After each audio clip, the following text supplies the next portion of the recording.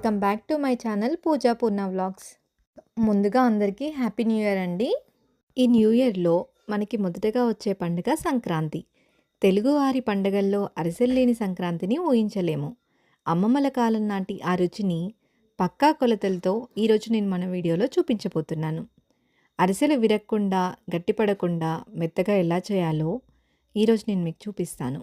అరిసెలు ప్రిపేర్ చేయడానికి కావాల్సిన పదార్థాలు వచ్చేసి బియ్యం ఇంకా బెల్లము. నేను ఇక్కడ 3 kgs ఆఫ్ బియ్యాన్ని తీసుకున్నాను.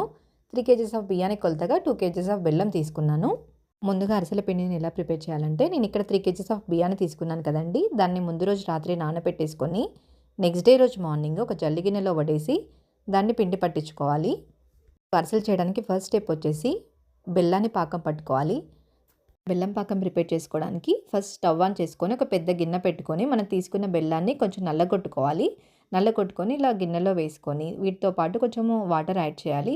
వాటర్ యాడ్ చేసి మనం గరిటెతో బాగా కలుపుతూ ఉండాలి. ఇలా కలుపుతున్న టైంలో మధ్యలో ఆయిల్ కూడా యాడ్ చేయాలి. ఆయిల్ యాడ్ చేయడం వల్ల బెల్లం పాకం అనేది చాలా త్వరగా వస్తుంది అండ్ అరిసెలు కూడా విరగకుండా ఉంటాయి తర్వాత. సో ఇలా బాగా కలపాలి. కలుపుతూ ఉంటే బెల్లం అనేది పూర్తిగా కరిగిపోతుంది. పాకాన్ని టెస్ట్ చేసుకోవడానికి ఒక ప్లేట్లో వాటర్ తీసుకొని అప్పుడు ఈ పాకాన్ని వాటర్లో వేసి అప్పుడు చూడాలి. అప్పుడు చూస్తే మనకు తెలుస్తుంది ఈ పాకం తీగలాగా సాగిపోకుండా మనకి ఎలా రావాలంటే ముద్దగా రావాలి. ఇప్పుడు చూపిస్తున్నాను చూడండి ఈ వీడియో క్లిప్లో. సో ఇలా ఉండాలి. సో మనం ఇట్లా వేళ్ళతో ఇలా ముద్ద చేస్తే ఒక రౌండ్ బాల్ లాగా ఇలా రావాలి. ఇది ఇప్పుడు అంటే ఇలా వచ్చినప్పుడు మనకు పర్ఫెక్ట్గా పాకం అయిందని మనకు అర్థమవుతుంది. సో చూసారు కదండి ఎంత బాగా వచ్చిందో పాకం. సో ఇలా వచ్చాక మనం స్టవ్ ఆఫ్ చేసేసుకొని అప్పుడు యాలకుల పొడి యాడ్ చేయాలి ఈ పాకంలో.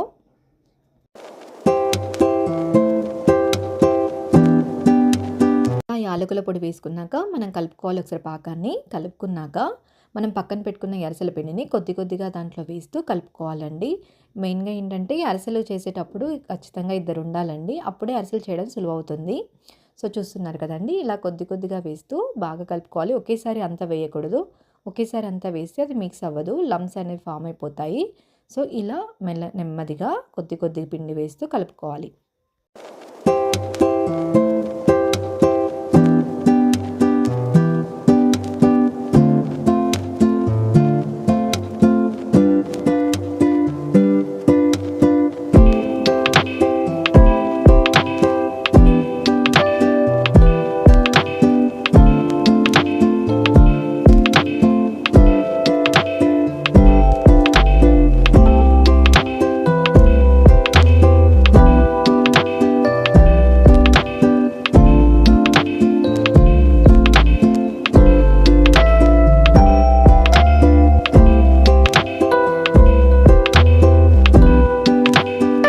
పిండినంతటిని కూడా పాకంలో బాగా కలిపాక చివరిగా మనం ఇక్కడ కూడా కొంచెం ఆయిల్ వేయాలి పైన.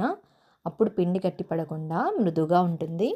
మనం వేసుకున్నాక ఈ పిండిని 10 to 15 minutes వరకు పక్కన పెట్టుంచాలి. ఆన్ చేసి ఒక పెద్ద మూకుడు పెట్టి డీప్ ఫ్రైకి సరిపడా ఆయిల్ పోసి వేడి చేయాలండి. ఇలా కాసేపు అయ్యాక ఆయిల్ వేడయిందా లేదా అని కరెక్ట్గా తెలుసుకోవడం కోసం మనం శాంపుల్గా కొంచెం అరిసె పిండిని తీసుకొని చిన్న అరిసెలాగా ప్రిపేర్ చేసి ఆయిల్లో డీప్ ఫ్రై చేసుకొని చూసుకోవచ్చు.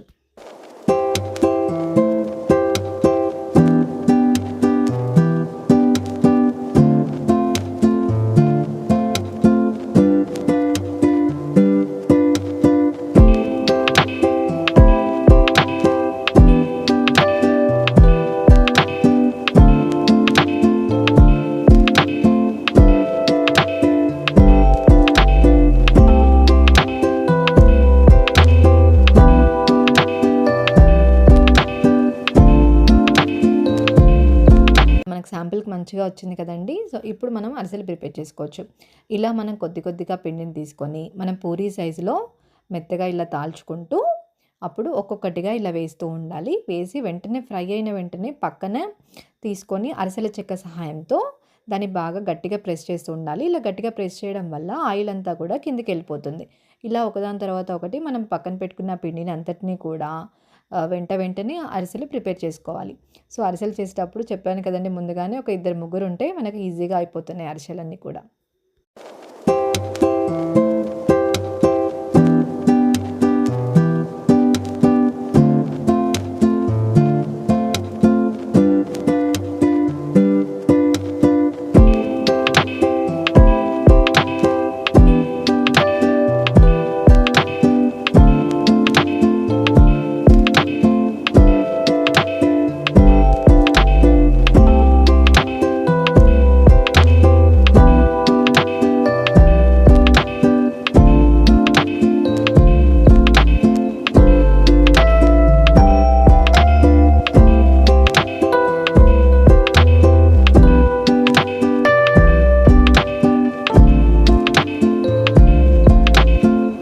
అరిసెలన్నీ కూడా ప్రిపేర్ చేసుకున్నాక ఒక బేసిన్‌లో కానీ, ఒక పెద్ద ప్లేట్‌లో కానీ పెట్టి ఆరబెట్టండి. ఖచ్చితంగా ఒక హాఫ్ డే ఆరబెట్టండి. ఇలా ఆరబెట్టాక అప్పుడు మీరు ఒక పెద్ద టిఫిన్‌లో స్టోర్ చేసుకోండి.